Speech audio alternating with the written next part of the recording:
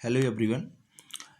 मेरी प्रिय बहनों, जिन्हें महिला पर्यवेक्षक का एग्ज़ाम क्रैक करना है उनके लिए सबसे पहले मैं गाइडेंस देना चाहता हूं। अभी ऑनलाइन कोर्सेज बहुत चल रहे हैं और बहुत सारे लोग ऑनलाइन पढ़ाई करने की तैयारी कर रहे हैं, जबकि एग्ज़ाम में इतना कम समय बचा हुआ है कि अगर ऑनलाइन आप टॉपिक ख़त्म करने की कोशिश करेंगे तो बहुत समय लगेगा और सिलेबस आपका पूरा नहीं हो पाएगा। इसलिए आप कोशिश करिए किताबों से पढ़ें, क्योंकि आप खुद इमेजिन करिए जब आप पूरा 1 घंटे का वीडियो देखती हैं तो 1 घंटे बाद आप मुश्किल से 10 से 15 क्वेश्चन कर पा रही हैं। अगर वही तैयारी आप किताबों से करेंगी तो निश्चित तौर पर आप बहुत ज़्यादा प्रश्नों को कर पाएंगी। और मैं अभी आपको दिखाने जा रहा हूँ कि महिला पर्यवेक्षक में किस प्रकार के प्रश्न पूछे जाते हैं। आप देखेंगे कि 90% प्रश्न ऐसे हैं जिन्हें आप अपनी कॉमन सेंस से या ग्रेजुएशन वगैरह में जो आपने पढ़ाई की हुई है उसके बेसिस पे आराम से आप उन्हें सही कर सकते हैं। बस जो कुछ क्वेश्चन गलत भी होंगे वह प्रैक्टिस से आप अच्छा कर सकती हैं। तो अगर आप किसी किताब से तैयारी करेंगे निश्चित तौर पे आप कम समय में ज़्यादा तैयारी कर सकती हैं।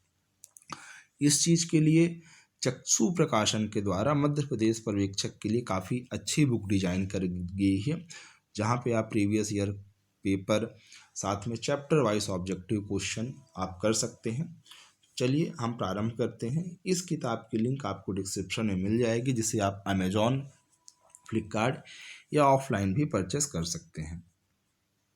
इसलिए इस समय किताबों से पढ़ना सबसे सही रहेगा। आइए देखते हैं, जब इनके प्रश्नों को करेंगे तो आपको खुद में आइडिया लग जाएगा कि हम क्या कह रहे हैं।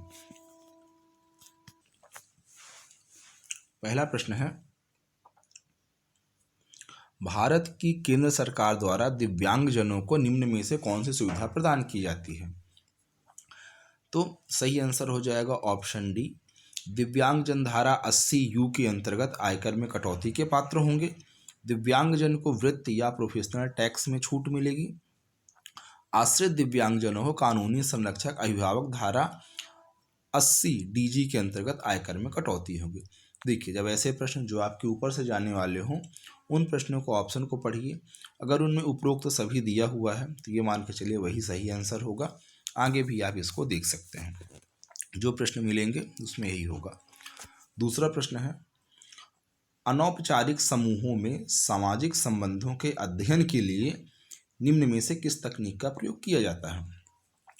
समाजीकरण, समाजमिति, वृत्तांत या इनमें से कोई नहीं। तो ऑप्शन बी इसका सही आंसर होगा। नेक्स्ट,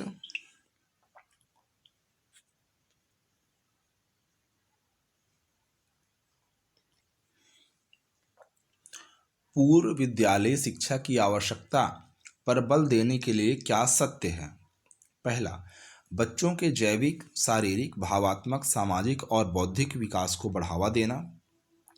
माता पिता की अनुपस्थिति में देखभाल करती है एवं संरक्षी एवं देखभाल प्रदान करती है।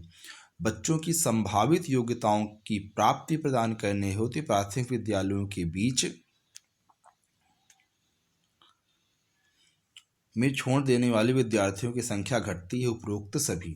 तो आप देखिए, ऐसे प्रश्नों का आंसर क्या मैंने बोला था कि उपरोक्त सभी होगा। जो आपको थोड़ा सा कॉन्सेप्चुअल लगते हैं और उन प्रश्नों में उपरोक्त सभी ऑप्शन रहे तो वही उसका सही आंसर होता है। अगला प्रश्न है, किसी घटना या उद्दीपन विशेष की अनुक्रिया में नवजात शिशु में होने वाले स्वचालित शारीरिक संचालन को कहा जाता है? इसे हम कहेंगे प्रतिवर्ती क्रियाएं। नेक्स्ट है, गुणसूत्रों के 22 जोड़ों को क्या कहा जाता है? मनुष्य में 23 गुणसूत्र होते हैं। जो 22 गुणसूत्र होते हैं उन्हें आलिंग सूत्र कहा जाता है। जो आपका 23 सूत्र होगा, 23वां सूत्र होगा, उसी को हम सेक्स क्रोमोसोम बोल देते हैं या सेक्स डिटरमाइन युग्म, सेक्स डिटरमाइन गुणसूत्र, जिससे सेक्स का पता चलता है, लिंग का पता चलता है कि वह लड़का है या लड़की है, वह 23वां गुणसूत्र होगा।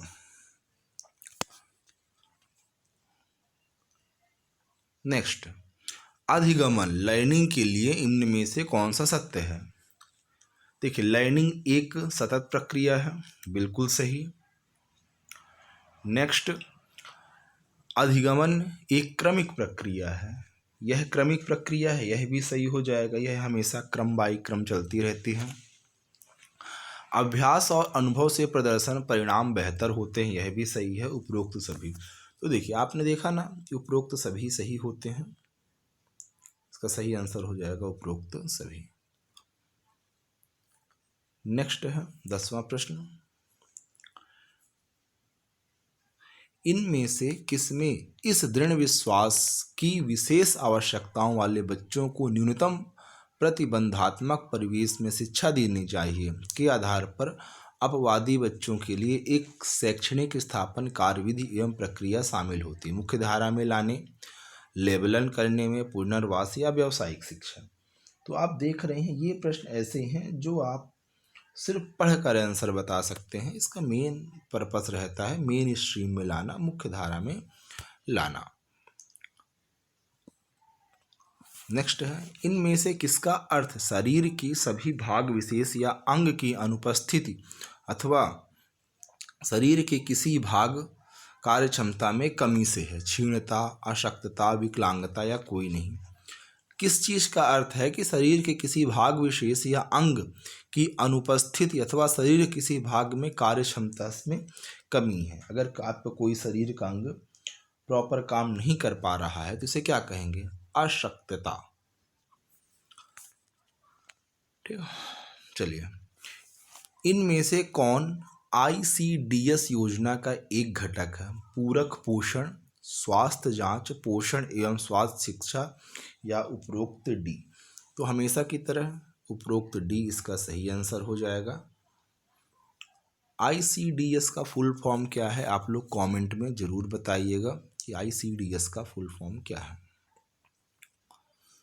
और ये किताब की लिंक जो है मैं आपको अगेन बता दूं, ऑनलाइन आप परचेस कर लीजिए इसे फ्लिपकार्ट से। जितना ज़्यादा से ज़्यादा प्रैक्टिस करेंगे उतना ज़्यादा आपकी संभावना एग्ज़ाम क्रैक करने की। आप यूट्यूब में कोर्स लेंगे 2 घंटे 4 घंटे में 20-50 क्वेश्चन से कुछ नहीं होगा। बहुत सिंपल प्रश्न रहते हैं, सिर्फ करना है रिवीजन। नेक्स्ट, इनमें से किस शब्द को निर्जीव वस्तुओं से जीवन समगुणों से संबंधित करने वाली प्रवृत्ति के लिए प्रयोग किया जाता है? अहंकेंद्रिका, स्वकेंद्रिता, दिव्या स्वप्न, जीववाद या सामाजिकीकरण? तो इसका सही आंसर हो जाएगा जीववाद। अब मैं आपको कुछ अदर सेक्शन के भी क्वेश्चन दिखा दूं।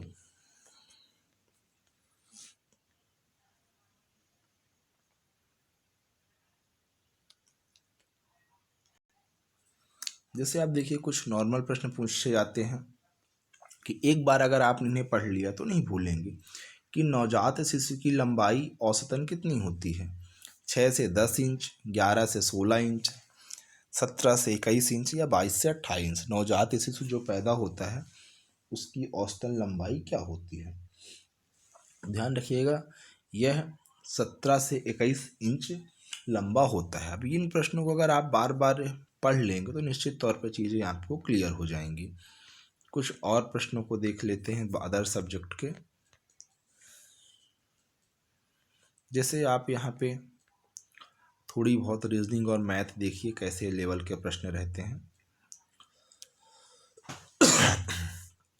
सॉरी, ये आप प्रश्न इसको बहुत आसानी से किया जा सकता है कि यहाँ पे कौन सा पैटर्न जो है वो फिट बैठेगा। अब यहाँ पे आप देखिए ये सर्कल है, ये सर्कल है, तो नीचे तो इस तरफ क्या होगा, एक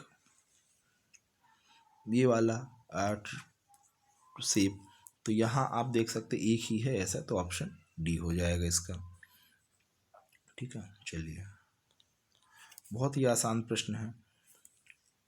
नेक्स्ट है, यदि एक भिन्न को 200% बढ़ा दिया जाए और हर को 400% बढ़ाया जाए तो परिणामी भिन्न एक सही 1/20। तो इसको तो पहले सॉल्व कर लिया तो 20 एक 20 21, पहला परिणामी 20 21/20 होनी चाहिए। अब इसको x को 200% बढ़ा दिया गया है तो 3x हो गया, उसको हर को 400% बढ़ाया गया है तो 500 हो गया। तो इस तरह करके हम आसानी से आंसर निकाल लें। यहाँ पे मेरे पास रफ वर्क करने के लिए जगह नहीं है तो इसका मैं आपको डायरेक्ट आंसर बता देता हूँ। ऑप्शन ए इसका सही आंसर हो जाएगा। तो आप यहाँ पे देख सकते हैं बहुत ही सामान्य लेवल के प्रश्न हैं, कंप्यूटर के ही प्रश्न आपको मिल जाएंगे। तो चलिए अगले वीडियो में हम आगे की बातें करेंगे। वीडियो कैसा लगा जरूर बताइएगा, और ये बुक आपको डिस्क्रिप्शन में लिंक दी गई है जहाँ से आप इसे परचेस कर सकते हैं। Thank for watching. बाय।